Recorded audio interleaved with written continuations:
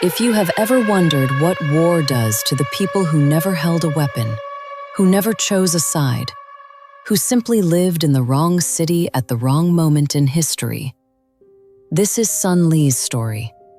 There is a woman in Nanjing who tends a small garden every morning. She moves slowly now. She is 77 years old. Her neighbors know her as the quiet one, the one who never raises her voice, the one whose eyes sometimes go somewhere else in the middle of a conversation. They do not know where she goes. She does not tell them. Her name is Sun Li, and what she carries has never once put her down. In the winter of 1937, Sun Li was 4 years old. She lived with her mother and father and younger brother in a modest house in Nanjing, then the capital of China. Her father worked at a printing press. Her mother kept a small vegetable garden. Her brother was 2 years old and had just learned to walk. It was an ordinary life. For a few more days, it was still ordinary. The Japanese Imperial Army entered Nanjing on December 13, 1937. What followed lasted 6 weeks. Sun Li's father went out on the second morning to look for food. He did not come back. Her mother waited by the window for 3 days. He did not come back. On the fourth day, Sun Li's mother heard soldiers in the street. She lifted Sun Li and her brother into the space beneath the floorboards of their kitchen, a gap barely large enough for 2 small children pressed together. She told Sun Li to cover her brother's mouth if he made a sound. She told her not to come out until everything was quiet. Then she closed the boards above them. Sun Li lay in the dark with her brother for a very long time. She did not know how long. She was 4 years old. Time did not work the way it does for adults. She heard sounds above her that she did not have words for then. She has words for them now. She wishes she did not. Her brother fell asleep against her shoulder. She kept her hand near his mouth the entire time, the way her mother had told her. When Sun Li finally pushed the boards open, the house was silent. Her mother was not there. She waited. Her mother did not come back.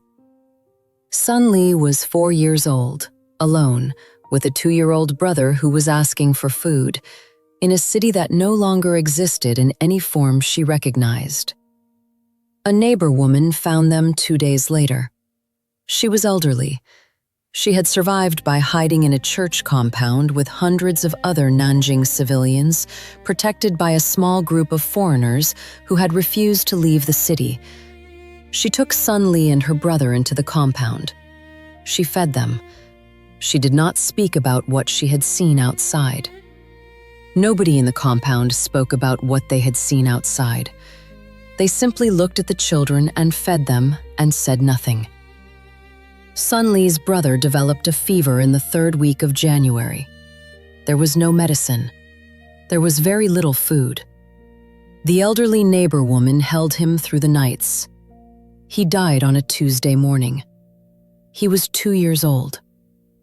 Sun Li sat beside him for a long time before anyone came.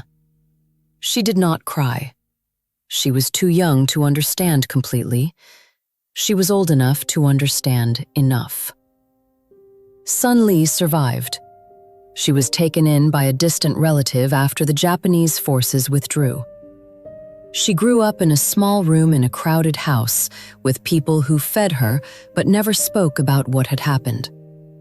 In China after the war and through the decades of political upheaval that followed, what happened in Nanjing was complicated to speak about openly, so people did not speak about it.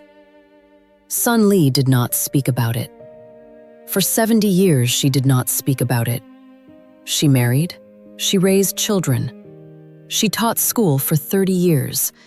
She tended her garden every morning. She was known as the quiet one, the one whose eyes sometimes went somewhere else. There is a particular weight that comes from carrying something unspeakable for 7 decades. It does not get lighter with time. It simply becomes part of the architecture of who you are. Sun Li built her entire life around and over and through what happened in those days under the floorboards. She became a good teacher, a devoted mother, a careful gardener, and she carried her brother's weight every single day. Every single day. For 70 years. At 74, a historian found her. He asked if she would speak. She said she would think about it. She thought about it for 6 months. Then she called him back. Not because she believed it would help her, not because she believed it would change anything, but because her brother was 2 years old and nobody knew his name. His name was Wei. He liked to chase the chickens in the yard. He had just learned to walk. Sun Li gave her testimony. She spoke for 4 hours without stopping.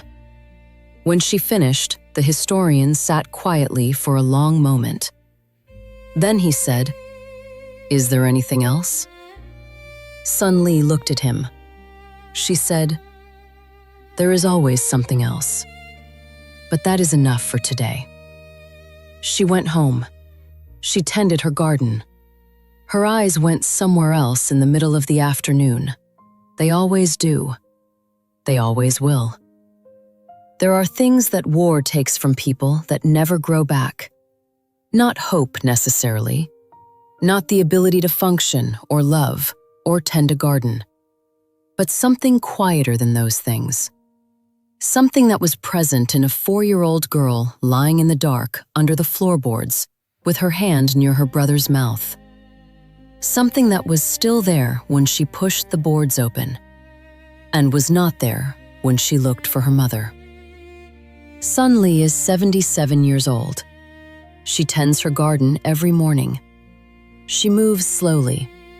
Her neighbors know her as the quiet one. They do not know where she goes when her eyes go somewhere else. She goes to a kitchen floor in Nanjing in December 1937. She goes to a 2-year-old boy named Wei, who liked to chase the chickens. She goes there every day. She will go there every day for the rest of her life. Some things do not end. They simply become the quiet underneath everything else.